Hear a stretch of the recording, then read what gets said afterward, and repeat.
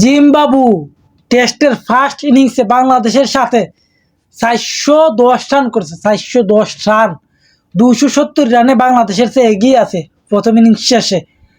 Zimbabwe কোন লেভেলে batting করছে জিম্বাবু দেখছুনি। 5 জনের কইতে গেলে 50+ রান। 5 জনের 5 উইকেট যাওয়ার পরও জিম্বাবু আইয়া 2 জনে 50 মেরে দেয় সব পাইছো। এক জিম্বাবুর ওপেনিং খায়া 140 রান করে লিছে।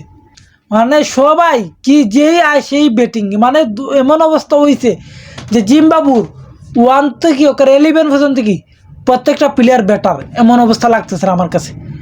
আমাদের তো ভাগ্য ভালো যে তাইজুলের বোলিং আজকে চলছে, আর না গেলে রান 410 কিতে 510ও আমরা আটকাইতে পারলাম না।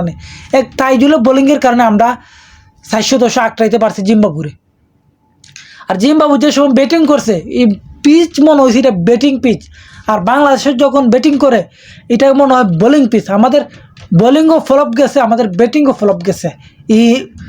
এই প্রথম টেস্টও ব্যাটিং আমরা 140 রানে পেকও গেছি, আবার তোমার বোলিংও আমরা তেমন ফল পাইছি না। এক তাইজুল যদি 7টা উইকেট না নিত তাহলে তো আমরা জিম্বাবুরে আটকাইতে পারলাম না 410। সে একলা, আর আমাদের আরও এবাদত, হাসান মাহমুদ, মানে খালেদ, তারা ঠিকঠাক মতন বোলিং করতে পারছে না আজকের ম্যাচও। মানে কি কইব, বোলিংয়ের যে একটা চাপ বা একটা অ্যাটাক দেওয়া লাগে, সে অ্যাটাকই নাই বোলিংয়ের মাঝে। যে তোমার ব্যাটিংয়ে বয়ে পাইব সে অবস্থা হইই না, কেমনে হইব। বোলিংয়ের নাই টান, নাই কোনো কিছু। জিম্বাবু যখন বোলিংও করছে, তাদের বোলিং টান দেখে তো আমার মাথা খারাপ হয়েছে যে পিচ এটা কীরকম বানা দিচ্ছে, বলে এত টান খায়। কিন্তু না, যখন আমরা যে সময় বোলিং আইছি, বল টান খাইব কিতা, বল বুঝতে তা এটা ফ্ল্যাট পিচ, বল কোনো টান টুন নাই, উদম মায়ের চলে পিচের উপরে। 410 রান করে বেলাইছে জিম্বাবু, সব পাইছুনি। আর বাংলাদেশে 140 রানে ফুল চুনা হয়ে যায়। 140 রান মানে বাংলাদেশ জিততে গেলে রান করা লাগবে 600 রান, সর্বোচ্চ 600 রান করা লাগবে এক ইনিংসে।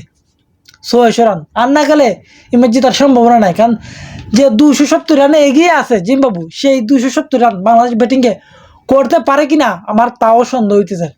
এই 270 রান করতে গিয়ে দেখবাই 170 রানে অল আউট হয়ে গেছে বাংলাদেশ টিম।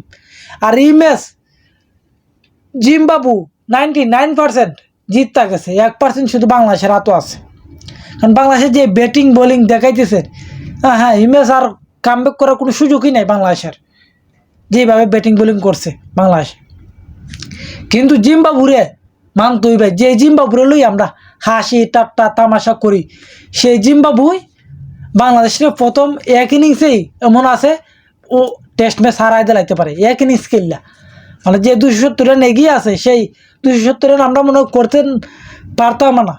এমন আছে 170 রান আমরা অল আউট হয়ে যেতে পারি, এমন আছে। কারণ এটা বাংলাদেশের ব্যাটিং, বাংলাদেশের ওপেনিং আর জিম্বাবুর ওপেনিং দেখো। জিম্বাবুর ওপেনিং বলতে একজনে 100 মারে, একজনে 50 মারে। আর বাংলাদেশের ওপেনিং বলতে একজনে 2 করে, একজনে 20 করে, দুইজনে মিলে 22 করে। এটা কোনো কথা? বাংলাদেশের একজনে মাত্র 50 মারছে, এক মমিনুল হকে, বাকি সবাই ডাব্বা মারছে। আর জিম্বাবুর 1 থেকে করে 11 পর্যন্ত কি যতটা প্লেয়ার আছে, 11টা প্লেয়ারই মনে হয়েছে ব্যাটিং। মানে 5 উইকেট যাওয়ার পর আয়া 2 জন 50 মাইরা জিজ্ঞায়, হিসাব পাইছো না?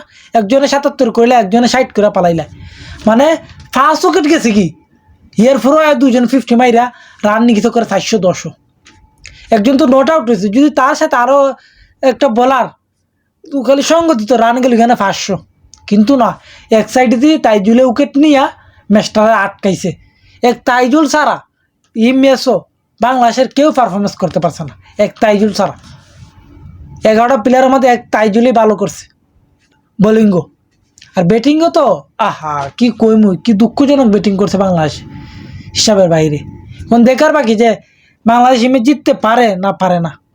কারণ বাংলাদেশ যদি জিততে লাগে তাহলে শান্ত করা লাগবে 100, মুশফিকের 100, 400।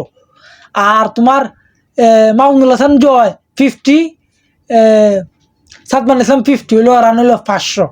আর বাকি সবাই মিললে আরও 600 রান। এই 600 রান করতে পারলে বাংলাদেশ জিতবে।